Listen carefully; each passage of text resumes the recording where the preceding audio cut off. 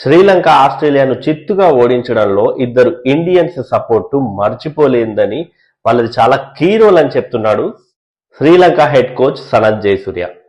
మరి ఇలా ఎందుకు చెప్పాడు? ఆ ఇద్దరు ఇండియన్స్ ఎవరంటే చాలా మందికి తెలిసే ఉంటుంది. ఒకరు ఫీల్డింగ్ కోచ్ ఆర్ శ్రీధర్, మరొకరు బ్యాటింగ్ కోచ్ విక్రమ్ రాథోర్. మరి fielding coach R Sridhar Ravi Shastri హయాంలో టీమిండియాకు వర్క్ చేశారు. మరి batting coach Vikram Rathod Rahul Dravid coach గా ఉన్నప్పుడు తను సపోర్టింగ్ స్టాఫ్ లో ఉండేవాడు, బ్యాటింగ్ కోచ్ గా వర్క్ చేశాడు. టీమిండియాకి మంచి రిజల్ట్స్ వచ్చాయి. సో ఈ ఇద్దరు జెంటిల్మెన్స్, సూపర్ జెంటిల్మెన్స్ అంటూ వాళ్ళిద్దరిని పొగడ్తలతో ముంచెత్తాడు సనత్ జయసూర్య మ్యాచ్ ముగిసిన తర్వాత. శ్రీలంక అయితే చాలా చాలా ఈజీగా గెలిచింది ఆస్ట్రేలియాను. ఛాంపియన్ టీమ్ ను ఘోరంగా చిత్తు చేసింది తమ సొంత గడ్డపై. అది కూడా 181 రన్స్ చేసింది ఆస్ట్రేలియా. మరి ఆ 182 టార్గెట్ ను మరో 2 ఓవర్లు మిగిలిండగానే చేసింది. ఇందులో ఎస్పెషల్లీ చెప్పుకోవాల్సింది పాతుమ్ నిసంక సెంచరీ చేసి 52 బాల్స్ లోనే ఒక భారీ టార్గెట్ ను చేసేటప్పుడు సెంచరీ చేసి టీంను ఒంటి చేత్తో గెలిపిస్తే ఆ కిక్ వేరేలాగా ఉంటుంది.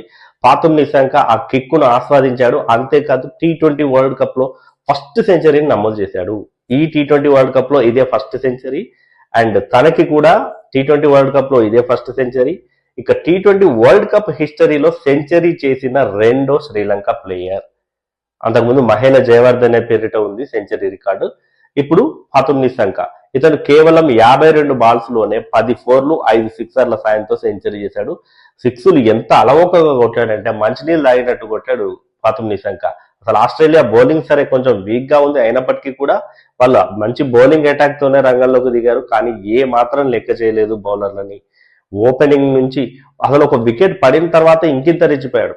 181 టార్గెట్ అప్పుడు first wicket Kusal Perera out అయ్యాడు. ఆ తర్వాత కుశాల్ మెండిస్ అండ్ పాతుమ్ నిసంక ఇద్దరు కలిసి 90+ పార్ట్నర్షిప్ నమోదు చేశారు. ఆ తర్వాత కుశాల్ మెండిస్ అవుట్ అయ్యాడు హాఫ్ సెంచరీ చేసిన తర్వాత. వికెట్ పోయిన తర్వాత పాతుమ్ నిసంక ఇంకా రెచ్చిపోయాడు. అంటే ఇంకా ఆస్ట్రేలియాని ఏ మాత్రం గేమ్ లోకి రానివ్వద్దు, ఎందుకంటే T20 గేమ్ ఏ మొమెంటం ఎప్పుడు చేంజ్ అవుతుందో కూడా తెలియదు. సో అట్లాంటి టైంలో ఇంకింతగా షాట్స్ ఆడుతూ సిక్సర్లతో రెచ్చిపోయి ఆ సెంచరీ పూర్తి చేసి మ్యాచ్ అయితే గెలిపించాడు.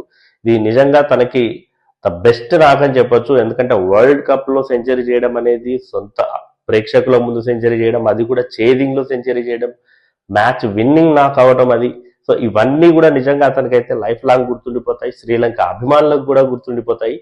సో మరి దీనికి మించి ఆస్ట్రేలియాను ఎలా పుల్ బ్యాక్ చేశారంటే వీళ్ళు, ఆస్ట్రేలియా ఫస్ట్ బ్యాటింగ్ చేసి 181 రన్స్ చేసింది. నిజానికి ఆస్ట్రేలియా 200+ స్కోర్ చేస్తుందని అందరూ అనుకున్నారు.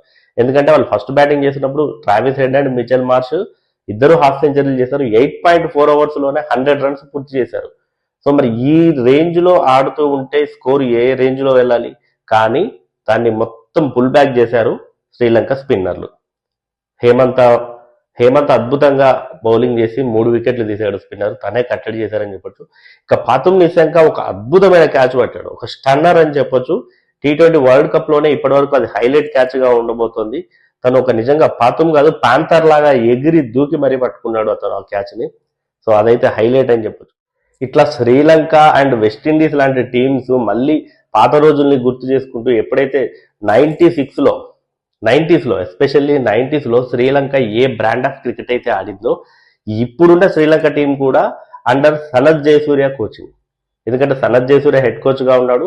తను బ్యాటర్ గా ఉన్నప్పుడు 90s లో ఎంత విధ్వంసకరంగా ఆడాడో అందరికీ తెలుసు. తను and Romesh Kaluwitharana opening stand India మీద ఆడినప్పుడు చూసాము, మిగతా దేశాల మీద ఆడినప్పుడు చూసాము. ఈ బ్రాండ్ ఆఫ్ క్రికెట్ అంటే T20 బ్రాండ్ ఆఫ్ క్రికెట్ ని వాళ్ళు 90s లోనే ఆడి రుచి చూపించారు సనత్ జయసూర్య. సో అట్లాంటి హెడ్ కోచ్ ఉన్నప్పుడు ఇప్పుడు శ్రీలంక కూడా ట్రాన్సిషన్ పీరియడ్ లో ఉందని చెప్పుకుంటున్నాము. సో నిజంగా ఈ యంగ్ టీం అయితే తను అంత బాగా తయారు చేస్తున్నాడు. సో వికెట్లు పడ్డా కూడా ఫియర్లెస్ క్రికెట్ ఆడడం అనేది అయితే అలవాటు చేసుకుంటున్నారు శ్రీలంక. మరి సనత్ జయసూర్య ఇలాగే శ్రీలంక టీం ని మోల్డ్ చేసి ముందుకు తీసుకెళ్తాడు. వాళ్ళు ఆల్రెడీ ఇప్పుడు సూపర్ 8కి చేరుకున్నారు. ఆల్రెడీ వీళ్ళకి వనిందు హసరంగా లేడు, టోర్నీకి దూరం అయ్యాడు. And pace bowler Matheesha Pathirana కూడా ఇంజురీ కారణంగా, హామ్స్ట్రింగ్ ఇంజురీ కారణంగా తను దూరం అయ్యాడు. సో ఇలా ఎక్స్పీరియన్స్ ఉన్న ప్లేయర్లు దూరమైనప్పటికీ కూడా యంగ్స్టర్స్ ముందుకొచ్చి ఆడటం అనేది అయితే శ్రీలంకకి నిజంగా చాలా శుభసూచకము.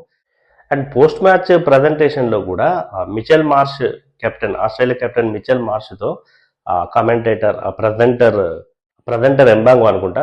తను అడుగుతూ ఇట్లా ఓడిపోయారు మీరు మళ్ళీ ఈ టీంలో హెడ్స్ అప్ అని చెప్తున్నాడు. హెడ్స్ అప్ అని ఎందుకు చెప్పాలి అతనికి? అతను ఏం తలదించుకోవాల్సిన అవసరం లేదు కదా. ఇది క్రికెట్. వాళ్ళు ఛాంపియన్ టీం అయితే శ్రీలంక కూడా ఛాంపియన్ టీమే. శ్రీలంక టీం అంత తక్కువ అంచనా వేయాల్సినటువంటి అవసరం లేదు. ఒకప్పుడు ఛాంపియన్ టీం, ఇప్పుడు వాళ్ళు ట్రాన్సిషన్ పీరియడ్ లో ఉన్నారు. 96లో శ్రీలంక ఆస్ట్రేలియాని ఎలా ఓడించి ఛాంపియన్ గా నిలిచిందో అందరికీ గుర్తుంది. అర్జున రణతుంగ కానివ్వండి, అరవింద డిసిల్వా కానివ్వండి, అప్పుడు వాళ్ళు ఆడిన ఇన్నింగ్స్ అద్భుతం. వాళ్ళ టీం మొత్తం చాలా ఛాంపియన్ టీము శ్రీలంకలో.